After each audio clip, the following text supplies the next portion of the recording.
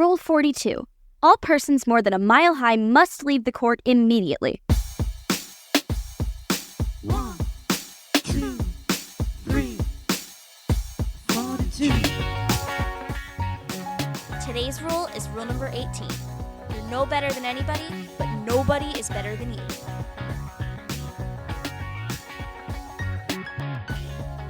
Well, Jose, we've been actually really excited about getting an opportunity to speak to you. Coming into this new era, I guess, in my life, where nothing is the same, everything is wrong. One of my issues is the way I dress and the way I feel about what I wear. And to know that there are people out there in the world like you who are blessed enough to know how to properly attire people like me that don't. What are your biggest pointers in terms of how to make sure what you're getting doesn't just make you feel good, but makes you look good? Well, that's a huge open-ended question. First of all, the very beginning is people feel and behave better when they feel like they look good. 100%. It is a public service, not just looking good. You behave better, people react to you differently. So going out and getting an outfit is great because if you're going to a wedding or a special occasion, but I always look at it in terms of building a wardrobe. A great outfit or 2 great outfits or 3 great outfits is amazing, but what are you doing for the rest of the week? Yeah. So most importantly, and one of the rules that I kind of live by, other than, again, a very special, like the dress that you wore to your son's wedding, are pieces that actually add something to your wardrobe that you can mix and match and create many different looks with. It's money better spent. You can cheat here or there, and I call them cheap and cheerful pieces from, those, fashion houses that you buy something from and you can't wash it because it will fall apart. Yes. But, even when I was growing up in Massachusetts, we didn't have a lot of money, and cheap clothes were actually cheap. Cheap clothes are no longer cheap. Going to, disposable warehouse, let's call it, where you're buying things that don't really last. It used to be that for $15 or $20, you could get a cute top. Now that top is $70 or $100. So it's better. You're better off kind of taking some of that money and buying a better quality piece that has more longevity in your closet. And that becomes an argument too, because I know it was an argument that I had growing up with the people that raised me. I believe in quality over quantity. Yeah. And some people would say, well, you're not really paying for quality, you're paying for a name. But I'm very texture based. So I touch what I buy. And I have to know that what I'm feeling feels good on me. But that doesn't mean I know if it's quality. Oh, bravo, number one. I happen to have gone to a textile school. So I don't know. The name has been changed several times. It was the Philadelphia College of Textiles and Science. Then it became Philadelphia University. Now it's Thomas Jefferson University. But it was built on a textile background. The main building on campus housed an entire mill in the basement. So you would get everything from fiber to yarn to weaving or knitting. So you got to see the entire process. Amazing, but also it just teaches you the quality and what good things look like and feel like. So it's helped me professionally. It's harmed me financially because I can just touch something and Yes. I don't like the way it feels. I have a hard time shopping online, and during the pandemic when I was trying to help people, because this is not just about a brand name or a super high-end designer. There is some great product from lower priced lines out there. There is some junk from, beautiful fashion houses. Sometimes it's about getting that sweater to cost $899 versus $1,000, which seems crazy, but it exists. And if you feel something, and then you have to, when you put it on, you have to go to the dermatologist after you've worn it because you now have a rash. Just pay the extra $200 and call it a day, because that's what you're gonna end up spending anyway. Awesome. But shopping online becomes very difficult because I can go back and still read the makeup of a fabric and then touch it, and it's completely different. So I'm also a color freak. I don't wear black. I haven't worn black since the first anniversary of 9/11. And I need to make sure that things match or they can go back to each other. I'm not fun to shop with because I have to walk around with it and I have to see if it speaks to me. And then I love that. Where are we going? Yeah, that's the feel. Are we going out? Who are we going out with? Even in my meeting. Going with? There's our vibe. Exactly. I love that because it also takes away from that compulsive nature to buy something because in that instant it makes you feel good. You want it to make you feel good throughout your journey through the store. And that's because I'm very compulsive and I will look at something and go, that. And then I will get home and a week later go, I have nothing that matches that. Yeah. Well, look, in my career, I work with a lot of people, and then sometimes I'll end up going into their closets and we'll, oh my God, I love this skirt. And I look at it and I know it's from 3 or 4 seasons ago and it still has price tags on it. And I was like, oh my God, it was such a bargain. It was 40% off and it was $1,200, but I got it for $800. And I'm like, tags are still on it. I'm like, so you just wasted $800. I don't care how much you think you saved. So there's, and we all do it. We all have like the land of the misfit clothes that are sort of in the back of the closet, all the stuff that we bought. And, so if you're shopping and you're not certain, you got to come home, throw it on the bed, and then put 3 things that'll go with it. Ooh, If it doesn't go with 3 things, or if you have to go shopping to finish that outfit, then it probably wasn't your best purchase or investment. that is a very good idea because, but here we go. Here comes the other problem. I don't know how to match stuff either. It's why I wear black. Look, there's nothing wrong with black. Everyone wears it.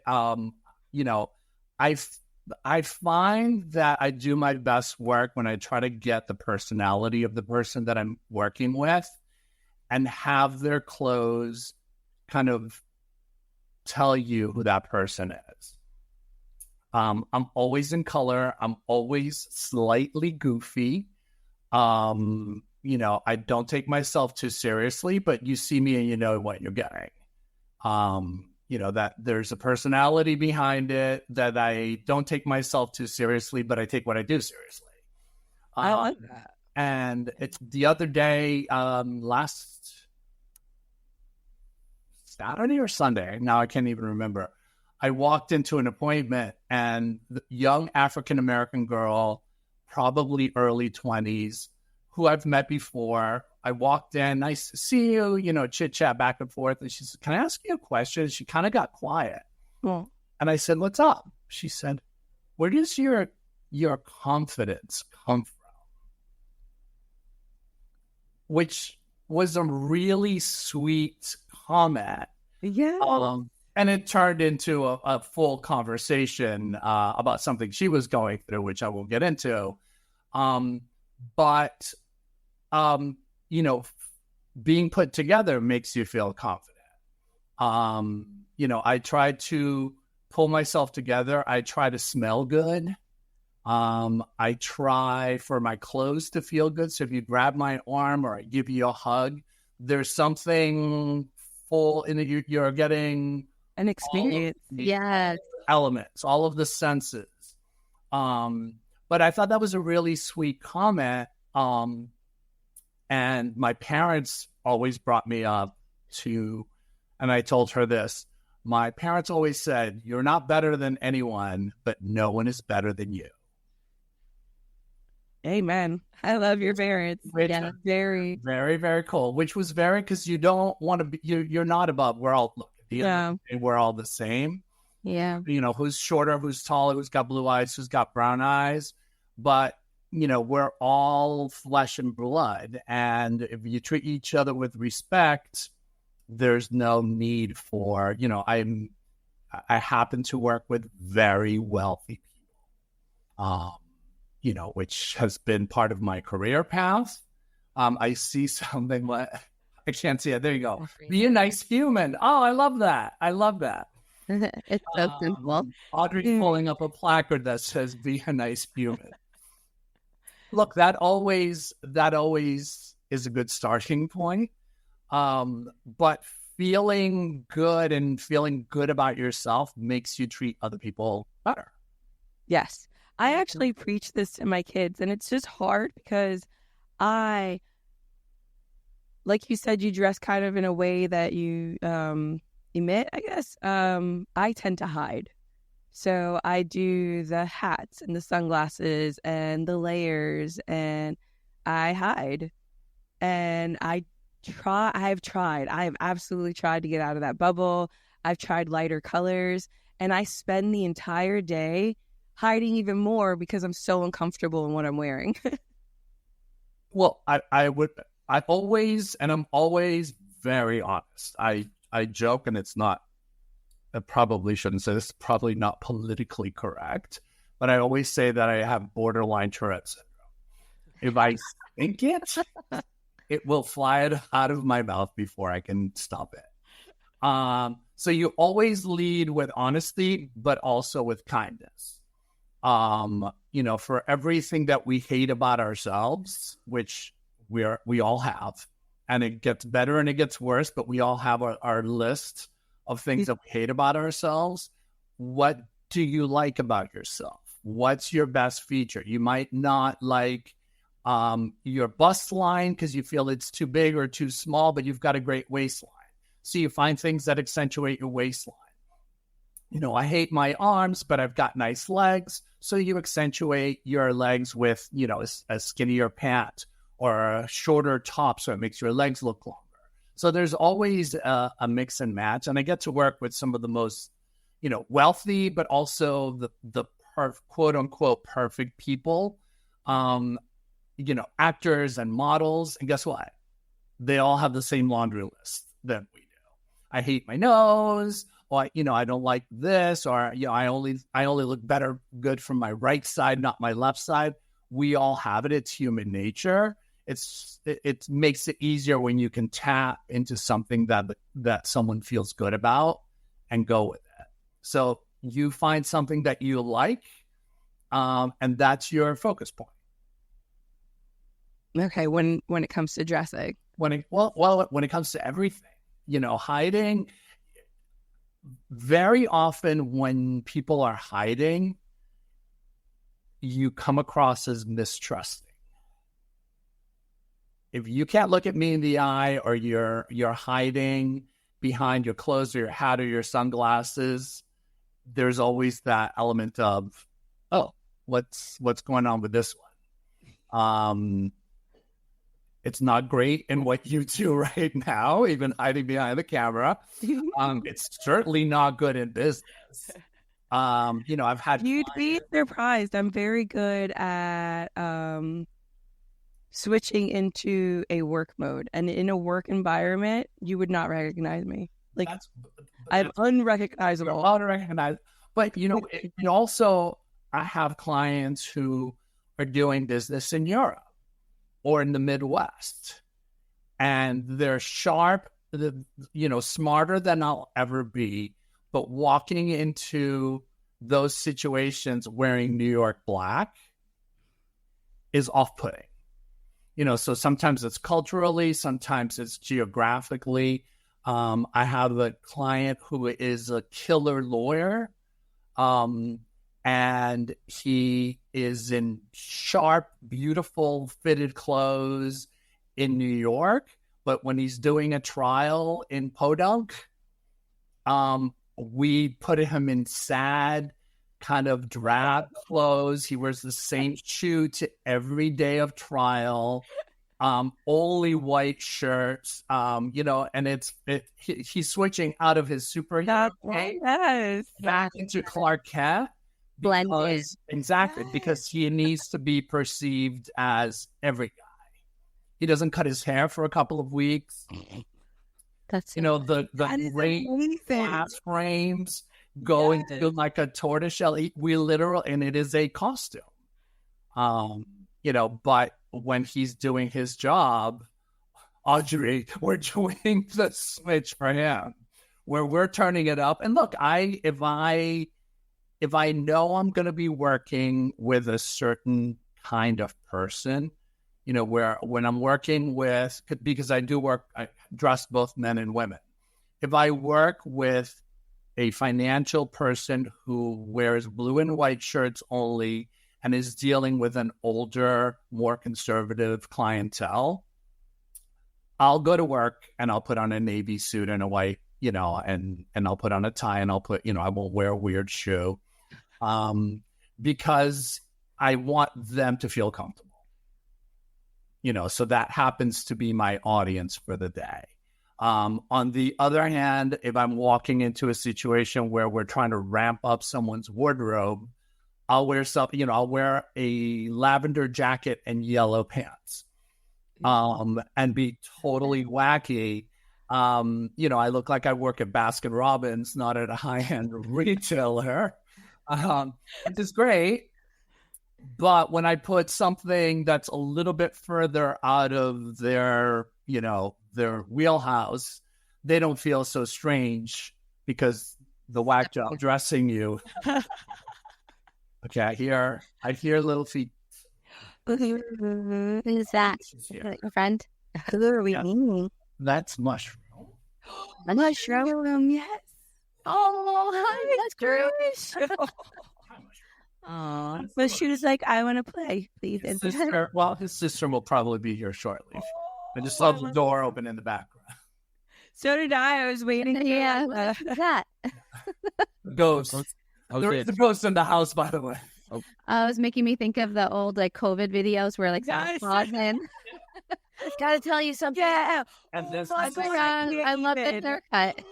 no, this is how she is. So they're both Chinese crested. This is anchovy. Oh, So it's anchovy and mushroom. wait. Mushroom is the same breed? They are the brother and sister from the same litter. And only one in the litter usually comes out hairless. So she's the little girl. She is a How much weight, but she's the boss. She looks like an actual person Looks with like her she's long wearing a wig. hair. Yeah. Looks like she has a wig on. I love it. Oh my god, I love her. Jose, I wanted to just jump in here because you spoke about dressing some famous folks, and Audrey is, like she said, is a little bit shy and nervous, but she won a charity auction to have lunch, and she's going to need help dressing for this. She's having a lunch with Henrik Lundqvist of the Ranger Grade, so she is going to need some help for this. It's not a date, but it is a special date. So maybe you can give her some advice here. Dinner and Dinner. I'm sorry. When is this? Of course, it's got to be next week. gonna be during the next season. Oh, the next season. Okay. Oh, not he goes. It's gonna be next week. No, it's not me. It wasn't me, Jose. It's Audrey. Tomorrow. Okay, well, I will warn you because Hendrik I actually got to meet him years ago at parties, and he is very handsome, and he dresses really well. I know. So you can't walk into you don't want him to be prettier than you. No, that's Step it up a little dude. bit. Okay, so let me tell you. I'm gonna tell you what happened this past week with a couple of events that we went to. Okay. So we went to a poker kind of event, and it's a tournament, and we were told it was more on the casual, comfortable side. So it's like Bullshit. I had no clue what that meant, so I went very generic and kind of. I think I blended pretty well. But I had wanted to wear something else. So the thing that I had wanted to wear, I was told, oh, this would be perfect for the Thursday event. But then I was told, no, you're going to be super overdressed. So I show up to this Thursday event with all of these boys in plaid shirts and khaki pants. And I am now in it was cute. I'll show it to you. I was adorbs. But talk about fucking underdressed. All I kept doing was showing people pictures. I was going to wear this, but I was convinced I was overdressed. Once you're in it, you just got to own it. Well, I was awful. If you fuck up gracefully. It was so bad. Yeah, you just gotta be like, I meant to do this. This is my look. That's it's we were at both events too, and yes, it was almost like flip flopped. So the second one was a little more dressy, and the first one was more casual, and like we kind of got that wrong. I guess the direction. Yeah. So I was like, well, we'll just be the flannel shirt wearing guys with all these Wall Street bros in their suits and ties and whatnot. And Audrey, you look great. Whatever. This is what I was supposed to wear. I don't know if you can see it very well. Yeah. Okay. Yeah. Is that Zimmerman? Is it? Yes, it is. Wow. What I wore instead, and it has that cute like little corset where it's see-through, but it has the boning. So, what I wore. Girls, it's all good. Yes. And the girls are big. Instead, I showed up like, I blended well enough, so. I mean, it was black. It was plain. It didn't. Nothing. But it definitely wasn't like red carpet type stuff. Okay. And you wore black boots? I wore black boots. If it helps, that's a Balenciaga crushed satin shirt with the belt. Yes. Okay, not that you need to air that, but the black boots with the leg just made your legs look short. They did. If you were gonna do the black boots, you should have worn shorter or a sheer black tight, so that it would have looked really long instead of cutting you off. So I should have worn either a shorter boot, like a booty, or because I have those too, or like throw on a tight underneath it, so that it would have been one long silhouette instead of short skirt, white leg. Yes. Okay. See, this is what, and then I'm actually getting surgery on the 12th. Okay. So I don't know what's going to happen to my body, and I definitely don't know how I'm going to dress for that. Are you having a reduction? I am not. I am having a tummy tuck. And yeah. Cool. I'm going to look at me. Okay. FYI, that's a pretty good recovery. I know. It'd be a while. I know. It's sort of like when you go to the magic show and the magician like saws the person in half. They open up the box and then yes. And you will be in a corset. Here go the dogs.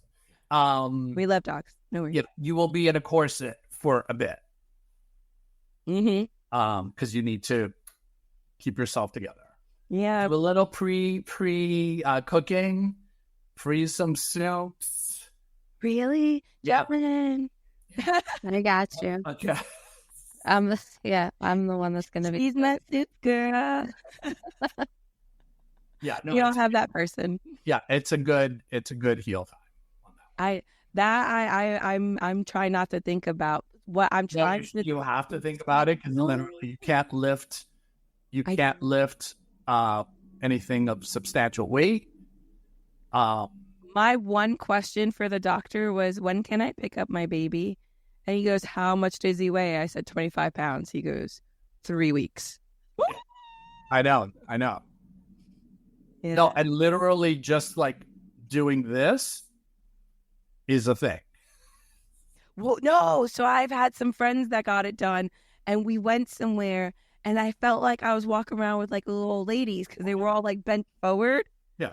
And I'm like, what's happening? They're like, you'll see. You'll see. Your muscles need to kind of, literally like reaching forward is a thing. But then I will hopefully be able to reach out to someone as wonderful as you to be able to now dress this beautiful body that will need a lot of help. Because again, I have no clue what to do with clothes.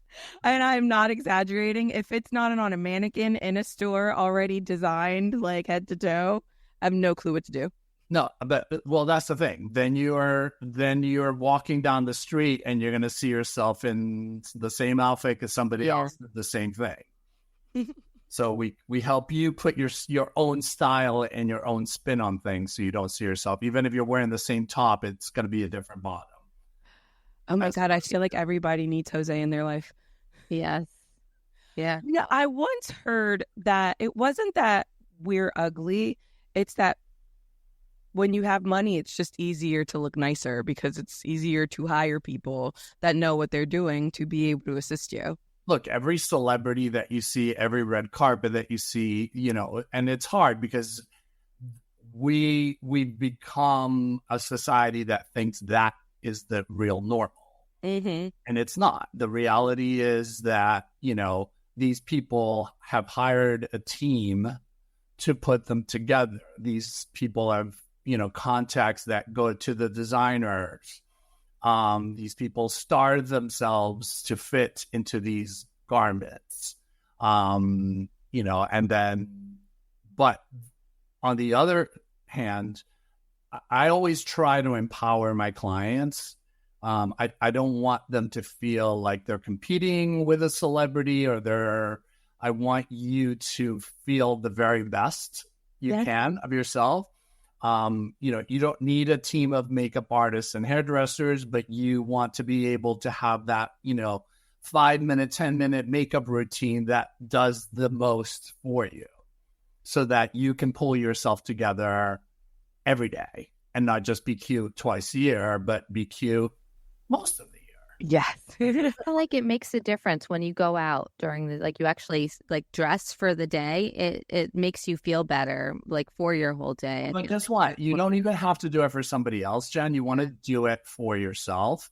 It makes you feel good about yourself. I know I feel a lot better when I go out and I'm I look put together. Not put together, but just not in pajama pants and a t-shirt. Yeah, and look, that's fine when you're, yesterday was crappy out, so I was on the couch with the dogs and I was in a bathrobe and it was fine. Yes. During the pandemic, I was doing a lot of these, and I would just first of all, I didn't know how to use any of this. I am technically Amish. I don't know anything about technology. We all had to learn all of this. So are we. And what, I was like, okay, I'll just keep my camera off. And I did about a week and a half in a bathrobe. And then one day, it was 4:00 in the afternoon. And I'm like, oh my God, did I even brush my teeth? This is disgusting. I'm like, this is not me. So from that day forward, I got up, I had breakfast, I took a shower, I put makeup on, I put cologne on. I wasn't in a suit, but I was putting on a belt. That wasn't cute. I was putting on shoes, and it was and I started posting the outfits. Yeah. On Instagram. And that's sort of where I kind of developed an Instagram following, if you want to call it that. But it was okay, this is what I wore today. And this is the fragrance that I wore today. Because you want to look and you want to feel better. And again, it's not like I was going anywhere. I went for a walk around the block, and, every once in a while I went to ShopRite. But you felt better about yourself. I felt better about myself. And I was actually helping people because they were in a fog, and I'm just put on something cute. You can't wear lipstick because you're going to be in a mask, but you can put on mascara. Yeah. And you can do your eyebrows. It's all of these things that I don't have time to do a facial mask. Guess what? We got it now. Facial is so We're important. going to do a cleansing mask, then we're going to do a peel, then we're going to do a glow mask. And, people were calling me. Oh, we got a flasher in the background. We do, Dylan. Yeah, that was my son. Sorry. People were, I was do something to make yourself feel better. Everyone kind of took off. and it was radio silent. And then all of a sudden it was like, okay, I just washed my face with shampoo because that's all I have left. Can you please send me some cleanser? And so, Please help. please help. I'm literally out of underwear. I need new underwear. But all of those little things that you can do for yourself, and it's great if you can have a facial, and it's great if you can, go get a manicure, but you kind of can do it yourself too. We found a guilty pleasure pedicure place in Shelton. Oh, love it. It's amazing. They do an insane pedicure. And you know how some of them come with a massage afterwards? Oh, I pay extra for that. Oh, no, this is even better. It takes you into a quiet room where you get laid back and they massage your feet for 40 minutes. In like a reclining chair. And then they like put through the whole like towel. And this is after your spa pedicure. Yeah. Then when you're done with that, because you're not tired enough, they put you in a chair and they massage your back and shoulders and head. Of course. Yes, we were like, yes, and more, and thank you. And there's we come back every week. Hibachi place right next door to it. So if you were ever around, I feel like we need to go there and explore it with you. And then we need to come up with a plan on my Henrik outfit. Okay. And done. This is the plan. I am one of those. I am a plan. Once I've put it in my head, I'm like, we're doing this. You will now have my number, so. Yes. You will love it. You will feel pampered and amazed. And I actually do go through and tell my kids on a constant basis that they should, because they go through that, like, they don't want to brush their hair. They don't want to, and I have kids ranging from 22 to 19 months. Oh, wow. So, yes, I have a lot of them. That's range. It is quite a range. And guess what? None of them care what they look like, except for one, and it's the 22-year-old, and that's now. But the rest of them just don't care, and I try to explain to them, guys, when I go out and I dress, and you guys will go, Mommy, you look so pretty. I'm not dressing for anyone else. I'm dressing because I know that when I feel good about myself, my day is so much more productive. Sure. People are more willing to talk to me. I feel friendlier. I mean, I was a blonde for a very, very long time. And I think I was a lot friendlier as a blonde. And now that I'm dark, again, people are a little bit more taken aback by me. I think I have too much of a resting bitch face. So I've been trying to ease it off. Well, that's because I'm talking to you and I'm like comfortable. But for the most part, I don't really talk to people. I'm quiet until it's something that it's a business thing. If I can relate it to, okay, this is something that I have to build this relationship, then I can change my mindset. But if I feel like I'm in danger, I completely shut down until I can recognize the space. You're on the subway and someone comes. I won't do that. You should run. I will not take the subway. But I'm not a subway. I'm gonna switch this up on you. What if I told you you are going to a function or a party and there's 300 people there and 278 of them are in the same boat that you're in? What if I told you that wearing a pretty necklace or a great top or something that's special, whether it's your grandma's earrings or whatnot, that's going to get that person to go, oh my God, I love your earrings. Oh, thank you so much. They're from my grandmother. And that just started up a conversation and you broke the ice for them to be able to, hi, I'm Audrey. Oh, I'm Jose. So nice to meet you. Where are you from? Blah, blah, blah, blah. And that just snowballs into a conversation. Okay, so we're going to get dark here real quick. It's going to, okay. So the problem that I have is that my trauma comes from sexual incidents, at multiple points in my life. Okay. So being friendly and being nice and being open to people can in my situations, provide the wrong signal and allows people to think that they're allowed to grab me or caress me or touch my face or try to kiss me or try to hug me. And that's where the fear comes from.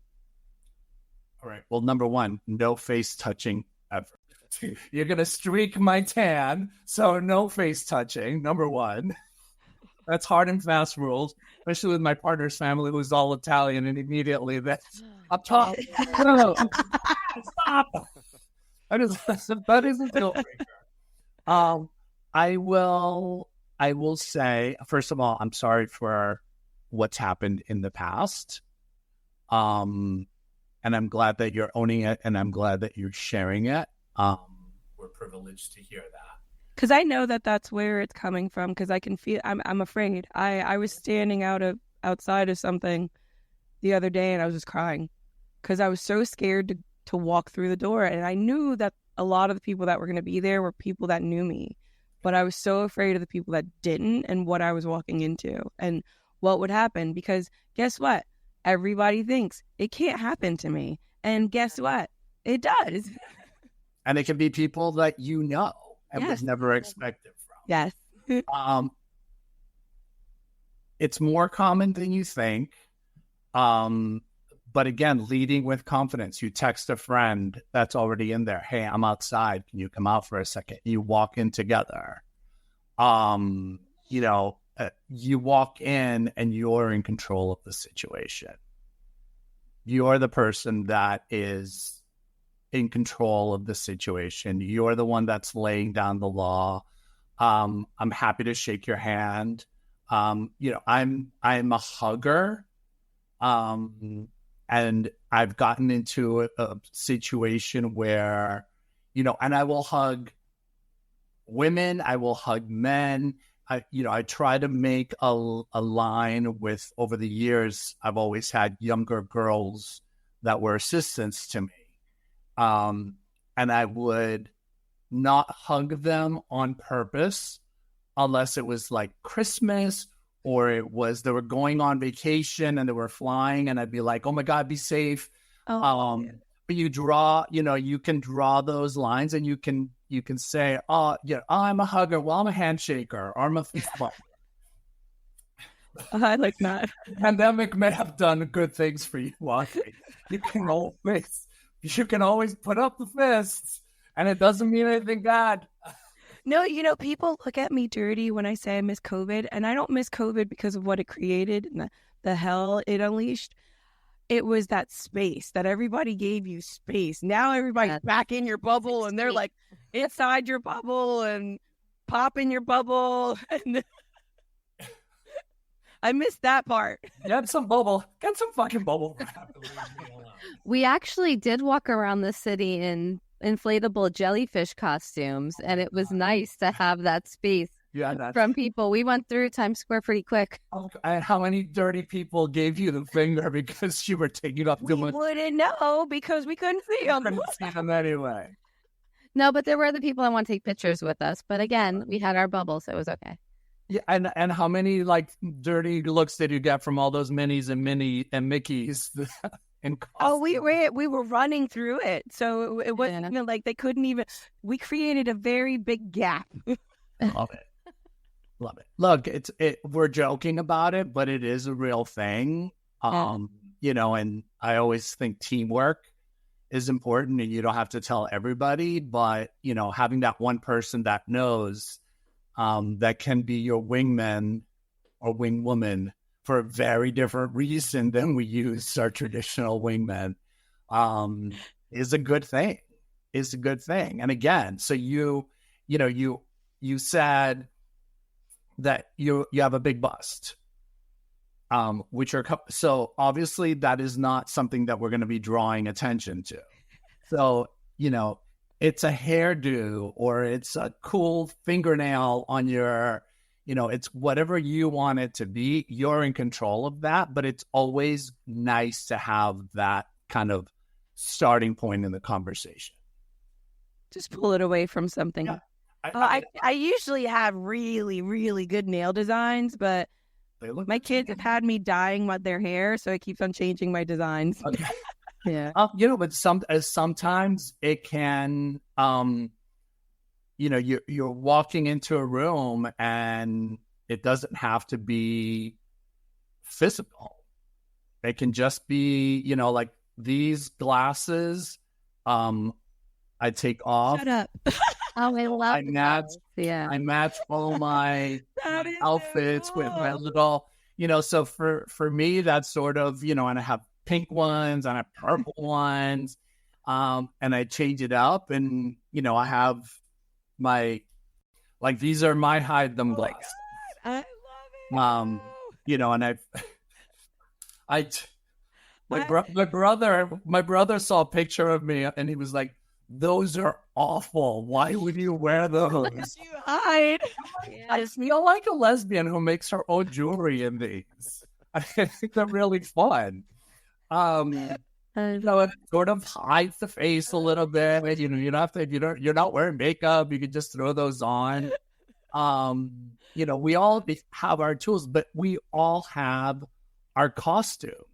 That you feel better or worse in.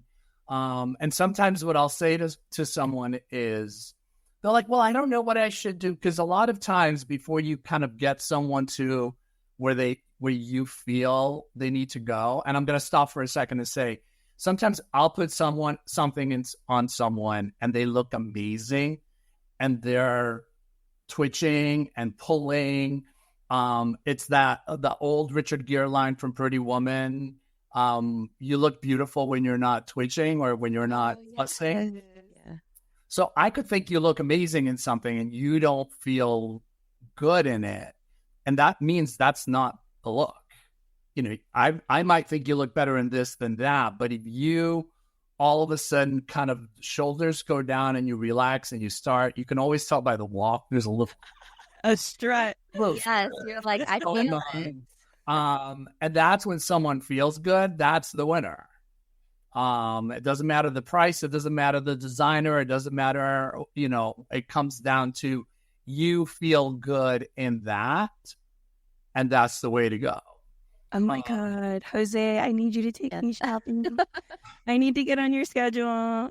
You got my number. And sometimes it's just, that's why on my Instagram, do we get to post these, Tom? Sure, absolutely. On my Instagram, I do an outfit of the day. Can you give us your Instagram so people know where to look? It's JOSE.PARRON, Jose.Parron. And I put an outfit every night. Some of them are ball gowns and, the outfit will cost you, $78,000. And sometimes it's cheap and cheerful, or I'll do one that's everything's on sale. Simply just to inspire people, because sometimes it'll be, oh, I have something like that. And they just get you to go try something else on. You can link on it. You can see the price of it. It'll take you to a website where you can see everything. But it's, sometimes it turns into an actual sale for that item and their size or that shoe. And sometimes it creates an appointment, or sometimes it's like, oh my God, I got something like that from you 5 years ago. I want to bring it in and come up with a handful of new ways to wear it. I did at probably one of the posts that I've gotten the most of was a reel, and it was this great little skirt, like a beaded skirt.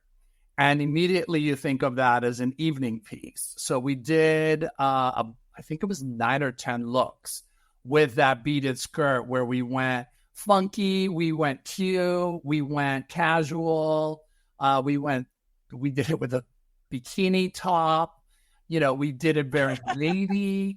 So it was that piece. If you're investing into that one piece, how many different ways can you wear? Yeah. That doesn't mean that you're personally going to wear that every single way that I posted it, but it just creates new looks of, new ideas. gives you different views of the same outfit. Yeah, and you know what? Sometimes we all get very hung up on ourselves and take ourselves way too seriously. Look, I love what I do. I'm good at what I do. I make people feel good. I've not cured cancer.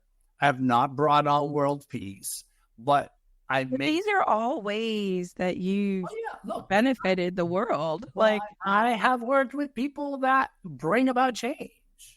Very high profile people who have tons of money, people who have tons of influence. And you made them more productive in their lives by making them feel better about themselves. Exactly. But we can do that for ourselves. But there's value in all of that. But we can't. So this is it. We can't all. Because, again, I have money. I could go out there and just keep on buying clothes.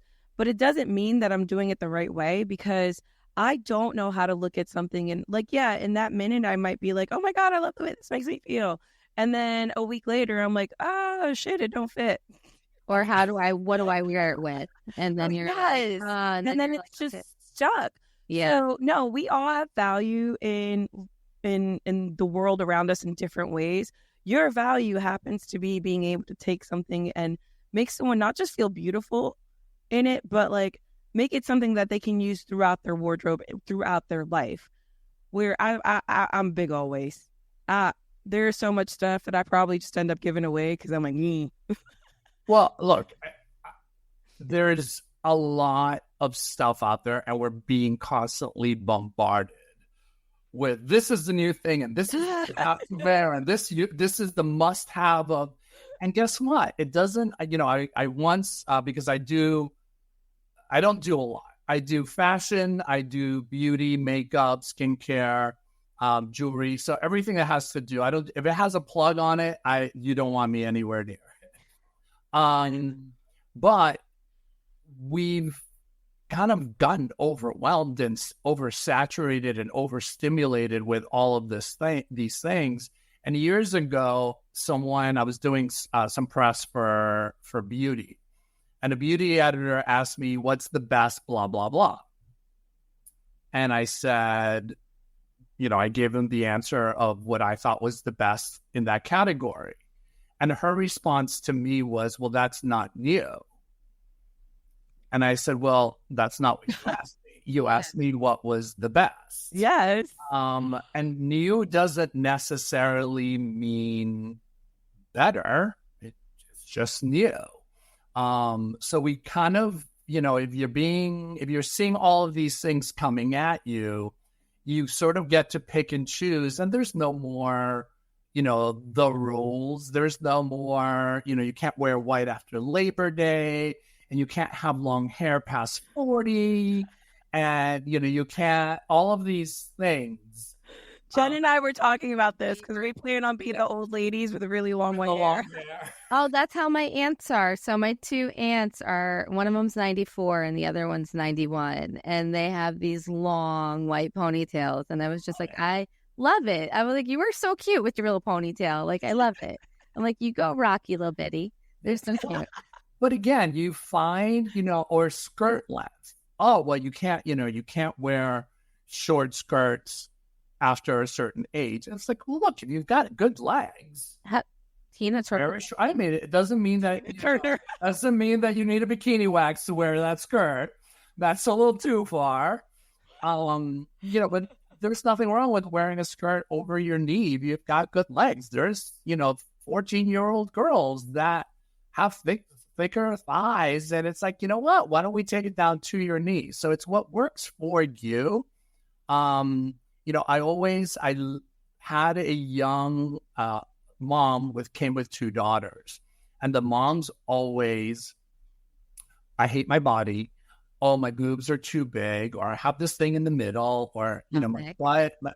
And I was dressing the daughters for one of the girls' bat mitzvahs.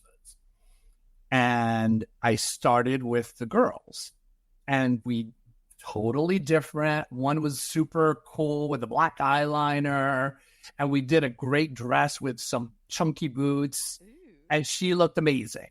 And then the other girl ended up being in a little princess outfit. I mean, she was so cute. And, we did a little baby, chunky heel, and she felt really pretty. And then it was the mom's turn. I knew. And I literally went in the dressing room with her, and I was like, this has gone beautifully. Don't fuck it up by saying, I'm fat, my boobs are too big, I hate my ass. I'm like, this has been totally positive and affirmative for your girls. I don't want you to ruin it.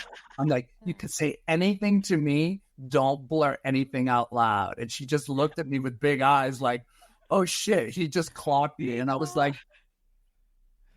and guess what? It was amazing. She just, she was good. And then weeks later, I get all of these pictures of the whole family, and they all look great. And, that's my joy.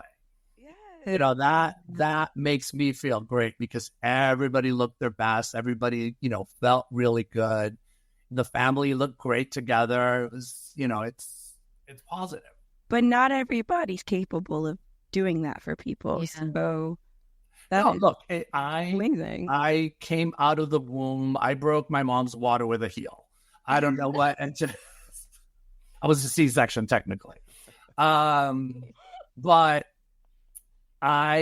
so during the pandemic, well, actually right after the pandemic. So I'm going to sideline here. I was diagnosed with prostate cancer it's a year and a half ago, and caught it super early by luck, checking for my kidney stones, which Tom knows all about because every once in a while you would see me like bent over, dying in pain. And so we caught it super early. I had surgery, and I'm actually in the process of doing my test. I go every 3 months to get tested to make sure everything's still good. Knock on wood. You just knocked on your head. Yeah. I did the same thing. I knock on my head when I knock on. It's all plywood here. Come on. So guys and ladies, get your guys tested. How are you? I'm good. Thank God. I'm a year and a half cancer free. I'm doing my next round of tests. And it's sort of, people were like, oh, well, you can't talk about it. I'm like, of course you can talk about it, because if you don't talk about it, you don't know. Exactly. So you want to ask, when I've started conversations with people, they're like, oh, well, you know what? I have to ask my mom because my uncle had something. And it's one of these things that like people don't talk about. Mm-hmm. I actually did an Instagram post like, hey, this is what happened to me. This is how we found it. I got really lucky.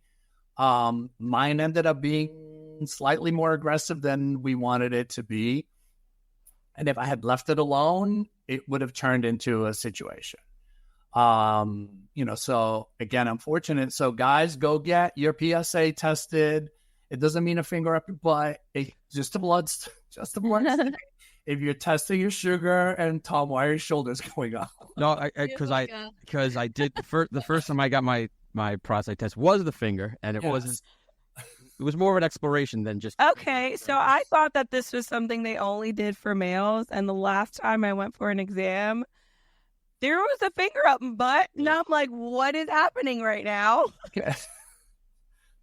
You don't have a prostate. So maybe you ever checking for hemorrhoids or hemorrhoids. Yes, that turned out what they were looking for.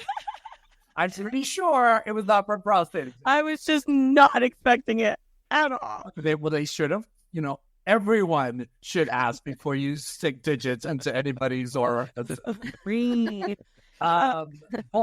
But it's so good to know that you don't need to have that procedure. No, it's a blood test. So if you're checking your sugar, if you're checking your cholesterol, if there's a family history of prostate cancer in your family, you should get tested. You basically want a baseline, because my baseline ended up being a little bit higher than normal, and it was fine for the longest time, as was my father, who never had prostate problems.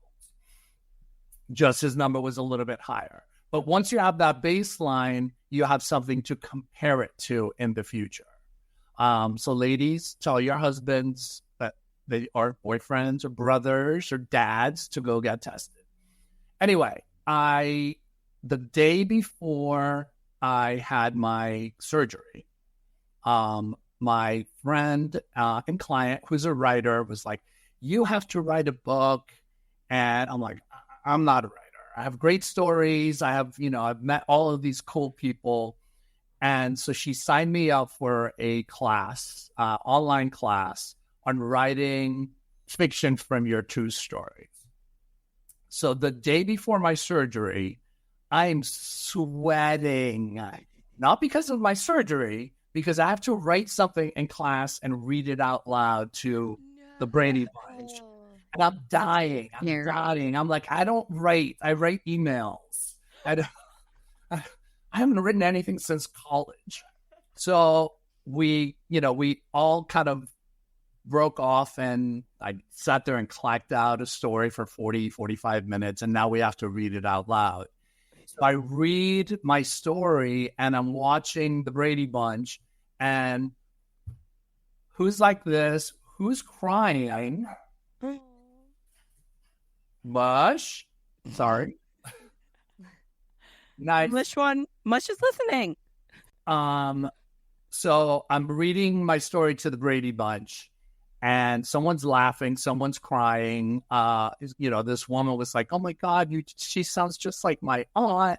The outfit, the fragrance that this woman was wearing. And then for the next 8 weeks, I started writing all of these, and people were like, "Why are people making appointments to come see you? That's just weird."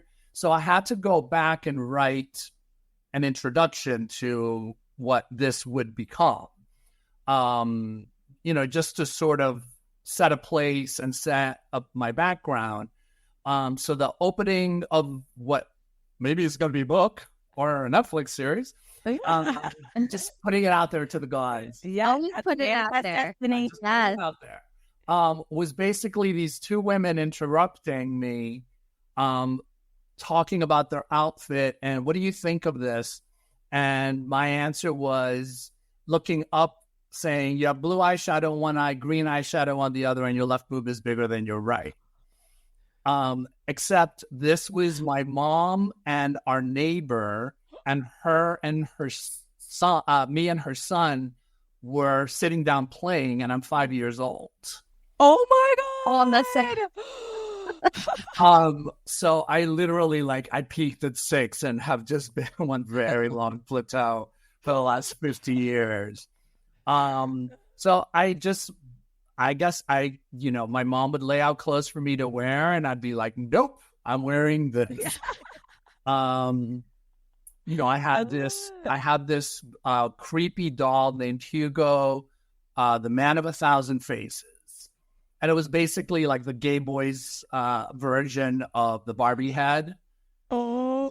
And this guy had literally alopecia. He's completely bald, no nothing. And then he had different eyebrows and glasses and wigs and chins. And he had a scar and a glue stick. And you kind of created... So that's what I responded to. Fun. My father would come home with a baseball glove and sports craft for my brother and colored pencils for me. Yay! So they fostered my creativity. That is amazing. And not everybody don't have that. No, look, my brother and I are close, and we share a lot of things, but we're very different people. And my parents, recognize that, and that just because they came from the same packaging doesn't mean that they're exactly the same. And even twins are not the same person. So it's important to kind of see who you're getting and develop them in their own way. Oh yeah, not one of my children have the same type of personality. No, I mean, one of them's me. It's crazy how different they all are. And it's unfortunate though, because you're able to see that through the industry that you work in and throughout life. Yep. But there are people that are actually teaching our children and are a huge influence on them, and they do not see that. And I'm not just talking the academic environment. I'm talking all of our children are athletes, and they're competitive athletes. Yeah. So you have the aspect of the people that are influential in their life within academics, and you have the people that are influential within their life within their sports. And the inability for people to recognize what you see in that everyone learns and needs to be handled and what is that word? Developed differently. Yeah, everyone And not different. a lot of people just miss that, and it's really unfortunate because these are the moments that create these kids and will build them or destroy them very easily. It's not just kids; it's adults. It's adults too. How many 50-year-olds have I met that, they're sort of stuck and like, what do I want to be when I grow up? Or they think their life is over. Yeah, no, or this is what I chose, and and it's like, okay, I'm a big hedge fund guy and I make a ton of money, but I'm stuck in this, and now I'm overspending, and I have 3 houses and a driver, and blah blah blah blah. Boo-hoo, we feel bad for you, but they can't get off that wheel. Yeah, They can't afford not to be on that wheel, and they're miserable. and do they have children and a Of family? course they And do. you know who depends on that lifestyle too? Because Those children and those family. And you know who else depends on them?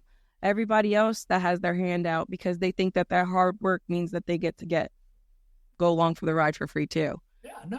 So, but then that becomes more of a financial burden on yourself. So you're working even harder. You have less time for yourself, and no one realizes what they're expecting from the individual. Look, I mentioned that I just say things, and sometimes like the Joseisms, quote unquote, sometimes come back, and when they say them to me, I'm like, oh, you really need to shut your mouth. But I had a family who I love, really nice people. They would come up from the Carolinas in their plane, come shopping, and the kid gets, for her freshman year at university, she got a $20,000 wardrobe, which was beautiful. And we did all of these great little outfits and casual and going out. And then at the end of the school year, they came back, and I said to, we were trying stuff on. And I said to the daughter, I said, hey, Lauren, what are you doing for work this summer? And her father said, oh, well, she worked very hard at school. She doesn't have to work this summer. And I picked up a Balenciaga handbag that was $2,300. And I said, this costs $2,300. Yeah, it's fine. She really loves it. And I said, just to live in the same world with the rest of us, she should know how hard you have to work to pay for this Balenciaga bag. Yeah. And we dropped it, and we came, we went on to whatever the next outfit was. And then, of course, she came back for fall because she needs, a fall wardrobe to go. You can't disappoint. Once you started freshman year and you look so cute, the bar has to go up. And the father says, Lauren, why don't you tell Jose what you did this summer? Because he said, I really wanted to thank you for what you said. And I was like, oh, crap, what did I say now? And she told me about her 2 internships. And one of them, she had to go to Asia. And she was there for a month. And she said, oh, my God, it was disgusting. They had, like, ducks hanging in the window dead. She's like, I didn't eat anything for a month. I lost 10 pounds. It was awful. And then she did another program. She did 6 weeks. I think it was in Atlanta. And it was a marketing thing. She loved it. And he said, I really, really appreciate what you said, because if the kid never has to work again in her life, it's important to know how hard you have to work, to pay for these things from wherever you are. It doesn't matter if you're saving your money and it's something that's really important, you're taking your tax refund and you're putting it towards something, or, if you have an important anniversary coming up and you're saving money to take your significant other to a really nice dinner that you wouldn't otherwise do. So, Tommy, what did you ask me yesterday? A lot of things. What specifically? This is just interesting that this conversation is coming up, because yesterday we went up to Maine over the weekend to see someone else that I had interviewed in Waitress, Giselle Jimenez. She's freaking amazing. I love her. And in the process of kind of making our way back to our children, I was showing him a bathroom that I was obsessed with, that I kind of want in my dream home. And his question became, well, how close are you to that? I go, well, how close am I to what? How close are you to getting your dream home? And I go, I don't think I ever will. Well, why? Because I have 6 children. Well, 6 are biologically mine, so 7. Yeah. I have 7 children that I love very much. And unfortunately, based off of the way that I see things going, I don't know if they'll ever be capable of doing it on their own. So now I need to make sure that my life is spent kind of setting them up so that if they can't, it'll be okay. And that's kind of sad. Well, I don't think I'm going to disagree with you without having met any of your children. Because, everyone develops at a different rate. So they might be late bloomers and they might just surprise you to what they can come up with when they're ready for it. We all want things when we want them. And that doesn't mean that you shouldn't give up. So whatever element of your dream house is most important, then maybe that's where you shine. So if you want that awesome bathroom with the great lighting, I always tell people, everyone laughs at me because I do a lot of Instagram videos in my bathroom. And they're like, why are you always in your bathroom? I'm like, you should always have the best lighting where you're going to see yourself naked. People. Like, yes. You come out of the shower and it's all up there. You don't want to cry. Always have the best lighting in your bathroom. But if you need that beautiful bathroom with a steam shower and whatever it is, so you might exactly what it is. I have a steam shower, and I literally was texting my steam guy yesterday. And it was one of those things that was like, we're never going to use it. And we use it every single day. I don't know where you wouldn't use this. Yes. It's so good for you. It's so good. Like your sinuses, all the yes. Your question, allergies. Allergies are so bad right now. Yeah. So wait, so you don't have the 17-bedroom house with 22 bathrooms or whatever, but you can make, for me, I wanted, after 3 exploding closets, I wanted a beautiful dressing room that I could have all of my stuff in, and I could just kind of see what I want to wear, and it turns into a real, I like getting dressed. I like getting ready. It's part of it's what, for some people it's a Starbucks. For me, it's I'll drink my coffee at home because I can't afford Starbucks with the clothes. Then you give one out. I plan on walking into Carrie Bradshaw's closet one day. But just 2 things. So Jose did, his dream was he took one of the bedrooms in his house and converted it into a closet, a full bedroom, not a closet. That's one thing. And there are 2 closets within that bedroom. Yes. So sadly, and Audrey, you asked about your children, and I think something important to say is that they may not reach the level you reached, whether that's financially or what they're doing, but they may find other avenues, and they may just be happy and productive and healthy. I don't think a lot of people don't get to do what you did. And I think if you're judging on that metric, it's going to be very difficult. But if they're happy and if they're good people, that's a victory, Well, that's what I want them to be. I want them to be good people and I want them to be happy. But they also need to realize that there's just so much out there now that you're seeing where like people are quitting their jobs because they're like, oh, I can't work 40 hours a week. Are you kidding me? Or they're like, I can't work for $15, $20, $30, $40 an hour. I need like $125 an hour.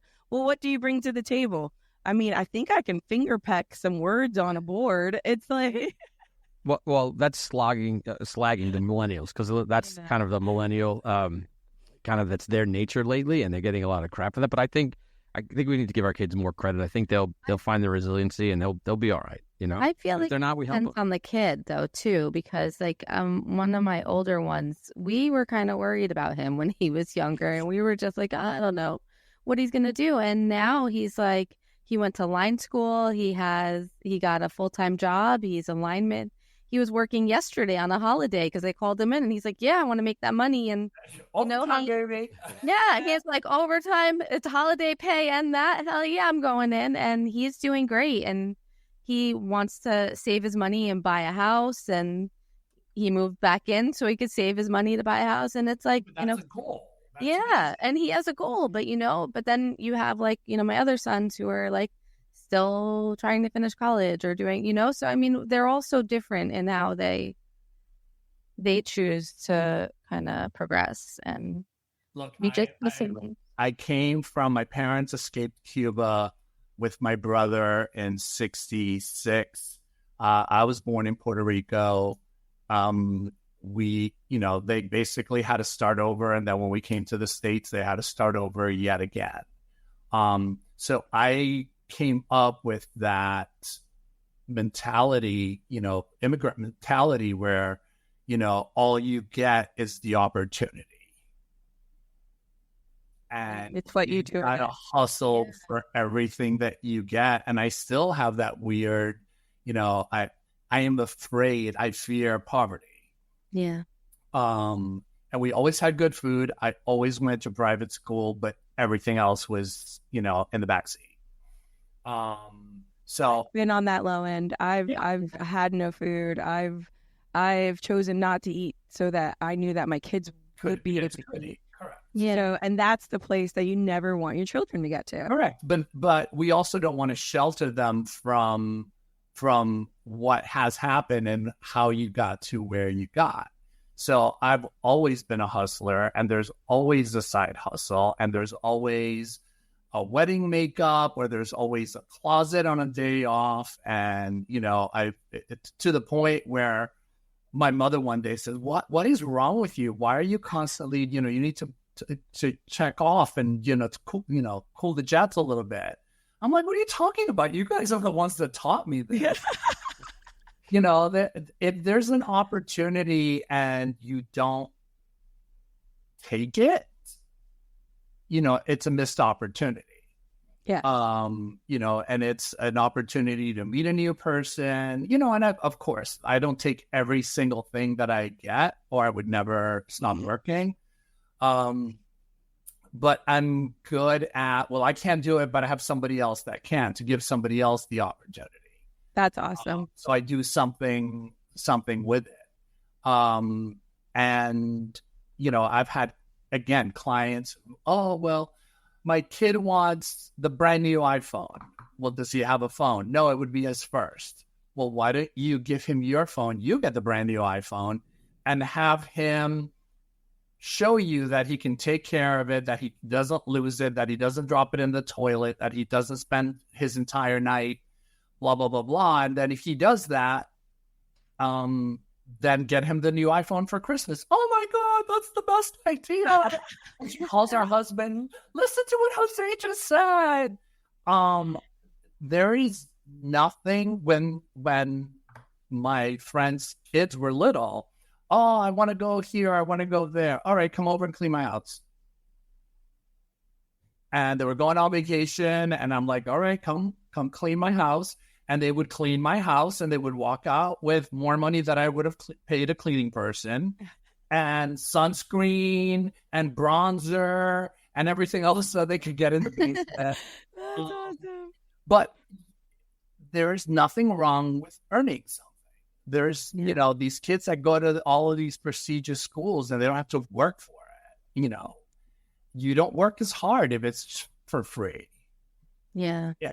There's nothing wrong with having your kids work for something. There's nothing wrong. One of my clients said she's given up things to have me in her life. What? Chicken? Like going at the thing. Starbucks? It's a little hard habit, but I love the things that we do, and I love how I feel when I have all my great outfits, and I feel confident walking into a room, and I feel amazing going into business because It is such a and huge it's the difference. money. She's like, Yes. I'm willing to give up. I don't know what the giving up was. I A don't know. handbag.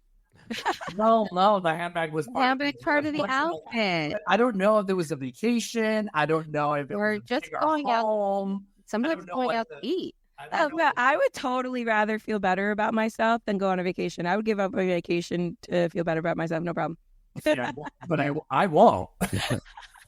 But that's because you know how to do it yourself. No. But like You don't need to hire you. my vacations are sacred to me. My vacations are that carrot that I'm walking. You know, fall is a long season, and Christmas and Hanukkah are killers. So I need to have that January vacation in front of me because that's how I get through the season. But there are things I wanted to pay off my house. Yes. And I was like, okay, I'm not buying anything.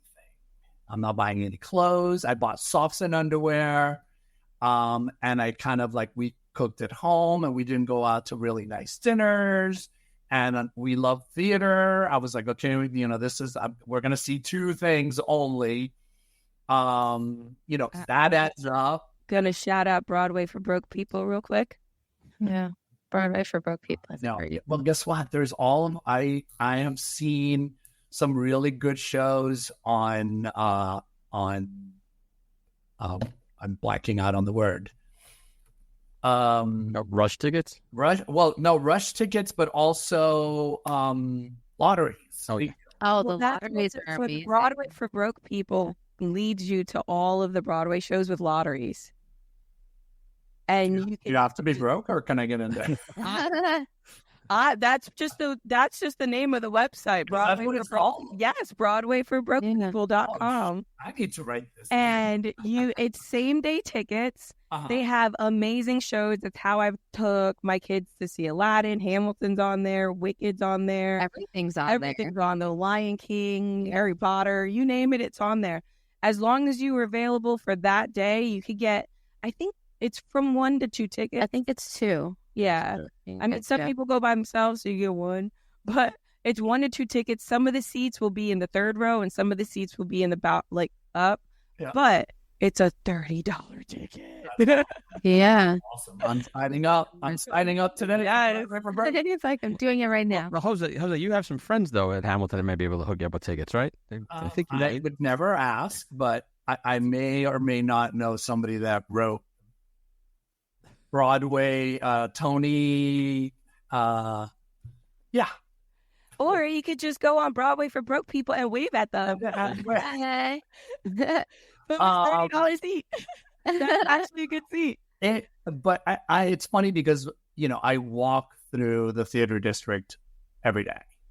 And it's so cool to just recognize people. I've gotten to meet a bunch of people. That's awesome. It's an incredible community. And I was very fortunate. So I grew up primarily in Massachusetts, but my uncle and my aunt lived in New York. So I would take long weekends and take the bus. And my uncle took me to my very first Broadway show, which was a chorus line at the Schubert Theater. And we had it was TKTS, and we had the nosebleed seats all the way up in the balcony. And I just remember my mind. Yes. To see what people sacrificed, to do what they did for love. And it just sort of became a thing where, any opportunity. And then that was one of the things that I said, you know what, we live so close to New York. I'm in the city every day. People come from all over the world to see Broadway shows, and we're going to Broadway shows when someone comes into town. So that became one of the things that's you know what, I'll skip a meal here. Yeah. We don't need to eat out, and then we're able to go see something and kind of, explore. There's something magical about it. Experience it. The music, everything about it is just amazing. Jose, I'm talking about you. What are you saying? No, good. It's all good. One day, my father was in town visiting and dropped me off at the bus, and he just goes, who is that incredibly stunning man? And it's this 6'3" Jose with this gorgeous skin, dressed in colors, like you said, just standing out in this drab gray town, and it's like this beam of light. And my father was like, "That is an interesting human being." And I was like, "That's my friend Jose." He's like, you don't know him. Of course, yeah, you don't have friends like that. You're too drab. Yeah, you're all jock friends. Like, no, Jose, man. What's funny is that, so Tom used to live in this drab New Jersey town, middle class, working class town, all good, safe. There's lots of good, and a lot of people work in the city because we're close to New York City. So it's a 20-minute ride in, or an hour and a half, depending on traffic. But I get on the bus, and Tom is one of my very few bus friends because I'm always dressed. I'm always ridiculous. And I would get on the bus and no one would sit next to me. Aww. So I would be sitting there. The bus has to be completely packed before anybody would sit next to me. And it just sort of became like a joke that I only had like 5 bus friends. You know, and it literally was like a Jehovah's Witness, an Orthodox Jew, a born-again Christian. And Oh my gosh, that Tom. yeah, Tom. I've made a couple of other friends since. But it's like, I'm like on a hot, sweaty day after people have been like working on the street, and then you get on the bus and people would be like, nope, not sitting next to the good smelling guy. I'm like, Aw, they probably felt so self-conscious. you know, well, then I made it worse because if it's really hot, when we were in Spain, I bought all these fans. Oh no! So I would spray cologne on the fan because everyone smelled. And Not everyone. Sit there and fan myself, and people are just shaking their heads. There's one guy, he literally would scan me up and down and look at my shoes and just shake his head in shame. I'm like, shit. He wanted to be able to do it. That's what that was. No, and yeah, and I'm glad Jose shared that, because Jose he's a dear friend. He's one of the kindest people I've ever met. He's just a really good guy. Even though he can be a catty bitch when it comes to outfits, he is one of the kindest people I've met. But you need catty bitch when it comes to outfits. Because I hate the people that go, "You look so cute," and then I turn around and I'm like, "Then what the fuck is that? No, why is there this big ass on my back?" I am all for helping people. Honesty is so important. And Jose, he's like, no. And he's like, no, that does not work. No. And I'm like, you sure? He's like, no. So all good, man. No, and poor Tom. If we're gonna go back to the men's warehouse, so we go in. It literally is like we worked all day. It's like 7:00. They close at 8, and he literally has 3 days before this stupid wedding. Yep. And he was like, so I walk in and I'm like, all right. They're like, oh, good evening. Because I'm in a suit. They're like, yeah, here we go. Yeah, it's not for me. No. It's like, it's for my boyfriend over here, please. I'm like, he's a hockey player. He's got a big ass and big legs. And he needs a... Yeah. Like, don't give me anything slim. And I'm like, this and this and this. Get in the room. Do it now. No, it was great. And then it took him forever to change. Tommy, I'm not a good shopper, man. I take it off the rack and I go home and I try it at home. That's it. I don't like shopping. But Jose, then we had to get a tailor. Yeah, that's all true. But the best part of that story is that Jose bought 2 outfits, and he looks at me with that look like, "Don't you say anything about this." So I did. You realize this is like the 3rd time he said that. Well, we got to use the best one on the show. Let's remember to never, ever tell Tommy he's not allowed to talk about something, because it will be the most frequently discussed topic. Listen, that's not fair. You know, I got permission. But we call Tommy Dad. Oh yeah, we call him Dad. I'm very Hilarious. concerned. Yeah, listen, I no, go ahead. I was worried that you were going to start off the conversation with, "Did you put makeup on this morning?" Well, I know you already did. Actually, I didn't put too much on today. I just threw on some concealer for a couple of zits, and I have a little bit of a tan because I was working in the yard. You But I always was going to ask you if you use your minoxidil, so there's that. No, well, hold on. I didn't do 9 hours in a dentist chair getting transplants. What? I didn't do 9 hours. Oh, I did 12 hours getting an hair transplant. there you go. No, Does that hurt? Did you really? Did it hurt? Like a mother. Son of a bitch, it does? Yeah. I mean, I don't need one, but I've seen people like have got. So I've actually I know someone that got it and it actually looked really good. But then I know someone that wanted to try it, but then they said it was painful, and I'm like, I feel like the guy that it did really good on wouldn't be handle pain. So Yeah, I mean, guys are weak anyway. But yeah, no, they basically like cut a smiley face. I was like, tighter, more.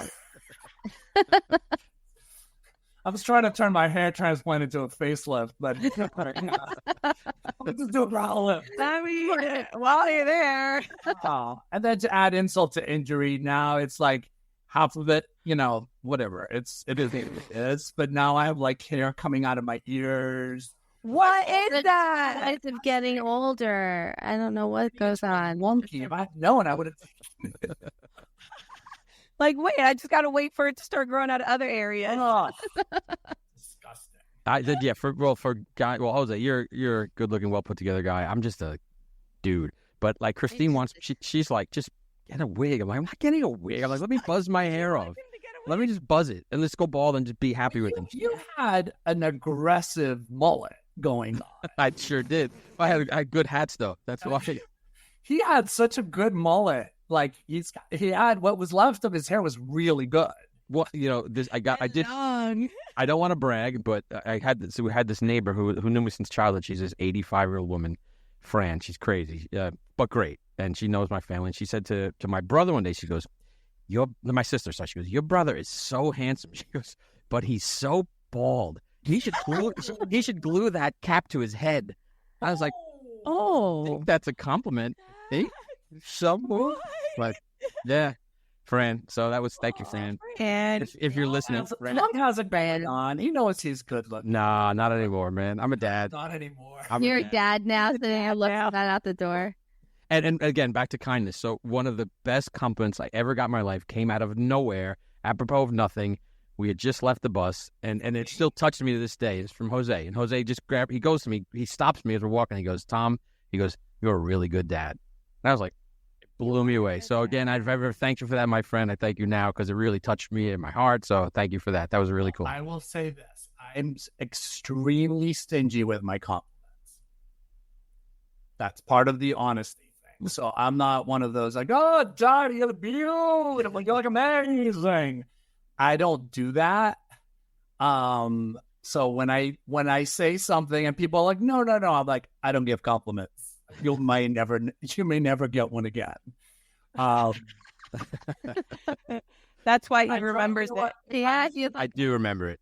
I did make a post on Instagram a little while back, like kind of a weekend, try to do this because I am extremely stingy with my compliments. I won't say things that aren't true.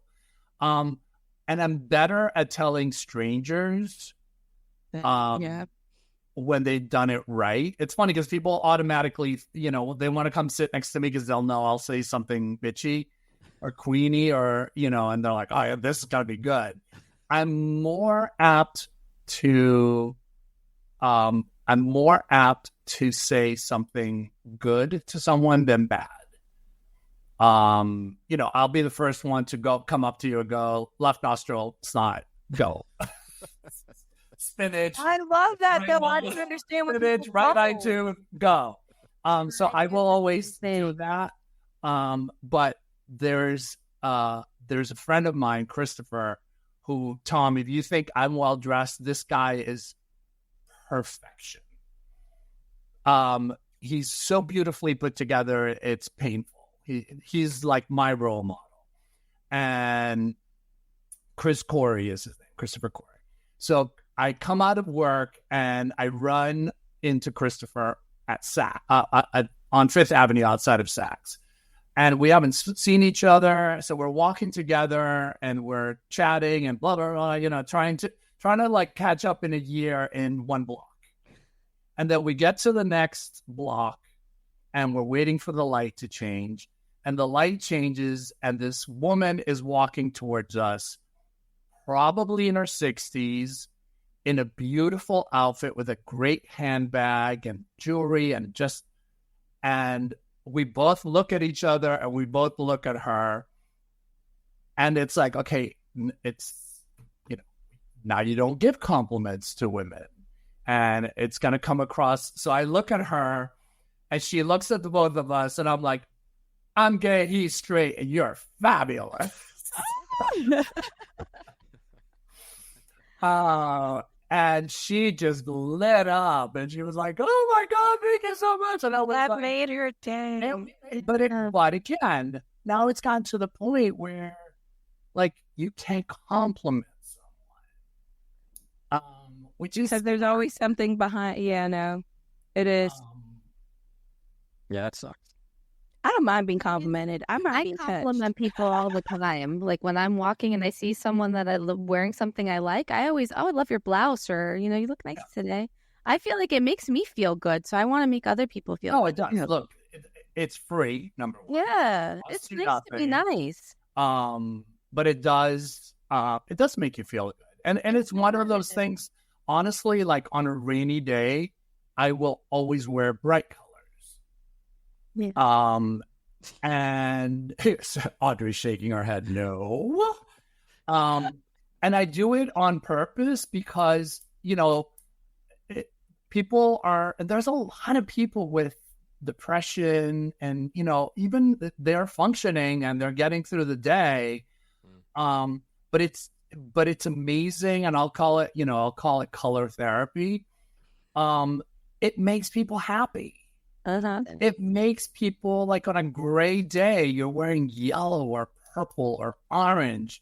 And oh my God, I love that color. Oh my God, that, you know, and it really actually works. It makes you feel better because you're getting, you know, you're the recipient of the comment or the compliment. But it actually makes people, you know, feel good. And it's free. I love it. Yeah, it is totally free. It's just unfortunate not everybody takes it in the same context anymore. Some people see it as an invitation when you compliment them. That's why typically, like, I'll compliment females. I won't really like, and it's bad because there have been plenty of situations that I've been in and you kind of see like a male dressed and you want to tell them, wow, you look like that looks so good on you. Like that looks like it's tailored to you. And their immediate response is, just slide over. Yeah. I was like, no, I was just being nice. Thanks. Thank you. Do you want to marry me? Am I 7? Yeah. I think they're pretty good, Audrey. I think that's pretty much of a man repellent. You would think. Yeah, they would It's want. not. It is not. They look at me and then go, you have what? I've tried that. Or you get the, I got a vasectomy. I'm like, that's good for your wife. Oh. Yeah, straight dudes, it Future doesn't partner or whatever. straight dudes, there's not much that, you know, deters them. It's just straight dudes are just, you know, a mess. Yeah. Nothing. You breathe on someone and they think that's an invitation, you know? Jen, who's in the background with us? There it is. Yes. Red and Finally. 1 hour and 38 minutes and 36 seconds. No, I think I see Cheech and Chong. Cheech Long, yeah. On a skateboard. Yeah, that's Harry Styles. Oh, Is hanging out behind me. Harry Styles is It's become a thing on every episode when Harry Styles gets noticed in the background. Some people get frightened. They're like, someone's behind you, Jen. Yeah, they're like, oh, is your husband standing behind you? Or like, who's Why is behind someone smiling at wow, us? 1 hour and 39 minutes. Yeah. So he was a birthday gift for my daughter from my sister. She sent it over. And he's been kind of hopping around the house because she's too scared to have him in her room because she's like, if she wakes up in the middle of the night. some random dude standing in her room, and then leering at you. and then he's also scared of people coming in through the front door. So this has kind of been, This you is know, the safest room to the be in. safest room. But now everyone that we're interviewing will be like, "Who's behind you?" Someone thought it was Ron Jeremy, which was funny. Well, yeah, the mustache. But now is the boa an addition or is that No, that's all his outfit. That was his outfit first. I don't know what show or what He event. seems overdressed. He's usually showing more skin than this. Yeah, I'm not loving it, his outfit, to be honest with you. And this one, there were better ones, but this was, I guess, the one that got here the fastest that my sister could send. So, Jose, it was such a pleasure speaking to you today. I feel like we went over so many points, and we have to have you back on because post-surgery, we have to hook up and go shopping and learn all about that experience. Awesome. Oh, we'll do a field trip. And it's on a Field trip. Yeah. I'll film it. Film it. I'll Yes, film we're down for this. But I'm really telling you, this is not happening. I'm so sorry. Once I get my mind set on like something needs to happen, I think this must happen now. What? And then you can tell us more about your figure skating because I would love to hear about that. yes. It's 150 years ago. It is so not. No. And it had to make. Oh my God! It sort of started a career, so we'll Here, we'll see part 2. sort of, yeah, that sort of started. That was career number 1, but it started another one. So Oh, I love that. See, we have to. Yeah, That means we definitely have to do this show again, and we definitely have to learn more about that. I am a podcast virgin. This is my very, very first. Oh man, I couldn't do it. Where is it? And my friend Don. There we go. Friend Donna and I are thinking about doing, because she's an organizational expert, and we're thinking about doing kind of an organized and style podcast kind of a thing. Yeah. So she just did her first, and you guys were my first. So How was it? it was awesome. It was easy. I was killing Tom. It's like, Oh, I we need love doing that. questions. yeah. I need questions. I'm like, I was panicked that I was going to have to download something, and he's giving me no information Because whatsoever. I am so easygoing. And You're so, very like, easy. We're just No, having I- fun. I can talk for days. That's Okay. not a problem. But, for me, it's always, even when I do an interview with press, it's like, give me questions so I can give you succinct little, nuggets rather than have to spend, 6 days editing. The thing people love about our show is the fact that it makes them feel like if they're in a car ride, it makes them feel like they're in a car ride with us, just having a conversation, bullshitting with us. Yeah. And Except this one's going to be like New York to Florida. It's a... This is a road trip, Audrey. This is not a car it ride. is so a road trip. But but they don't just listen to us in the car. They listen to us working on stuff at home. And While you're making dinner, whatever you're doing, we're here with you. I Course meal, Jen. Come on. you know that there are now people that are taking their shit out of their closet going, how did you make me feel? Exactly. Do I love you? Can I make Can I make 9 outfits with this one thing? how many outfits can I make with this one shirt? Yes. And if they can't, that's just going in the trash now. Thanks, Kazoo. Oh, Thank you. donation. Donate, Yeah, donate. I'm a big. No, we're yeah, donate. donating it all. And Jose, where can people find you? Is your Instagram page the best way? On Instagram at Jose.Parron, JOSE.PARRON on the Instagram. Is that the only social media platform you're on? I am extremely unsocial, so yes. Okay, so somewhat, do people email you? You can DM me there, and all of my information is on my Instagram. Is on your Insta. Perfect. And you can see that now, just so you know, if you follow me, it is a little bit of everything. So you're going to see what I ate. You're going to see anchovy and mushroom. You're going to see the outfit of the day. You're going to get skincare tips. You're going to get fashion tips. Oh, my 9-year-old's going to be obsessed with you now. Going to get some gardening.